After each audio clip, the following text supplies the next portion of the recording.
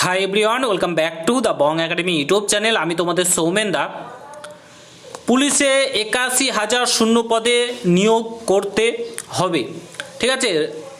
রাজ্য পুলিশে ৮১,০০০ শূন্য পদে নিয়োগ হতে চলেছে 2026 এবং 27 অর্থবর্ষে কিন্তু ৮১,০০০ শূন্যপদ নিয়োগ করবে। এটা কিন্তু আমাদের রাজ্যে না, এটা কোন রাজ্যে? এটা হচ্ছে উত্তরপ্রদেশ, ইউপিতে এই নিয়োগটা হতে চলেছে আগামী 2026 এবং 27 অর্থবর্ষে।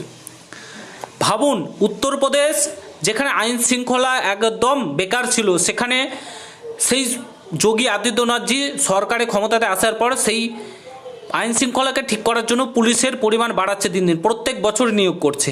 ইভেন বিহারেও প্রত্যেক বছর পুলিশের নিয়োগ হয়। এখানে কি বলেছে একটু পড়ে শোনায়, তারপরে তোমাদেরকে আমাদের রাজ্য নিয়েও কিছু কথা আমি বলছি। আমাদের রাজ্যের শূন্যপদের কী খবর? লখনৌতে বৃহস্পতিবার গভীর রাতে বৈঠক করেছিলেন মুখ্যমন্ত্রী। সেখানে গুরুত্বপূর্ণ সিদ্ধান্ত নেওয়া হয়েছে। তিনি ঘোষণা করেছেন যে অর্থবর্ষে 2026-27 রাজ্য পুলিশে ৮১,০০০-এরও বেশি শূন্যপদ পূরণ করা হবে। মুখ্যমন্ত্রী জানান এই নিয়োগের জন্য কিন্তু যে যুবকদের কর্মসংস্থানের জন্য কিন্তু প্রদান করা হবে, রাজ্যকে একটা আধুনিক সক্ষম পুলিশ বাহিনী উপহার দেবে, ঠিক আছে। তো ৮১,০০০ অনেক কিছু রয়েছে, চাইলে এখানে পড়ে তোমাদেরকে শোনাতে পারি। এটা আমার টেলিগ্রাম চ্যানেলে পেয়ে যাবে। এটা হিন্দিতে ছিল, আমি ট্রান্সলেট করেছি, ঠিক আছে। তো বুঝতে পারছো ৮১,০০০ শূন্যপদে রাজ্যটা বড়, আমি মানছি রাজ্যটা বড়, কিন্তু এখানে একটা জিনিস দেখো, ৮১,০০০ শূন্যপদে 2026-27 অর্থবর্ষে কিন্তু নিয়োগ করছে। আর আমাদের রাজ্যে এতগুলো শূন্যপদ ফাঁকা পড়ে রয়েছে, তার সত্ত্বেও কোনো নিয়োগের হেলদোল নেই। ভোটের আগে নিয়োগ প্রক্রিয়া হতো।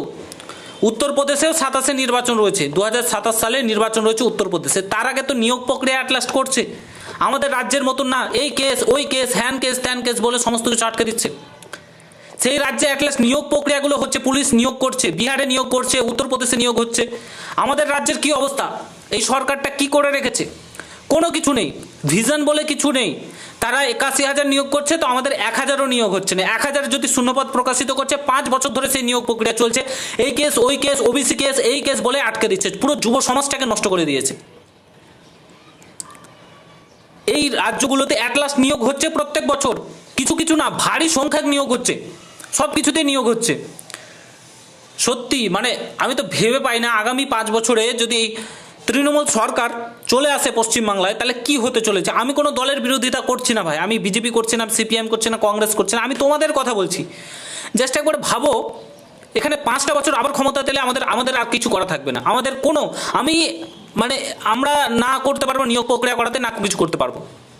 এমনিতেই সুপ্রিম কোর্টের কথাই শোনে না, তো আমাদের কথা কি শুনে চলবে? বর্তমানে রাজ্যের পরিস্থিতি খুবই খারাপ। আমি ভেবেছিলাম যে যেগুলো নিয়োগ প্রক্রিয়াগুলো অলরেডি রয়েছে সেগুলো ভোটের আগে জয়েনিং করিয়ে দিত, এবং নোটিফিকেশানগুলো বার করলে ভোটের সময় যেহেতু সব কিছু বন্ধ থাকে, তাহলে পরে ছেলে মেয়েগুলো পড়াশোনা করতে পারতো।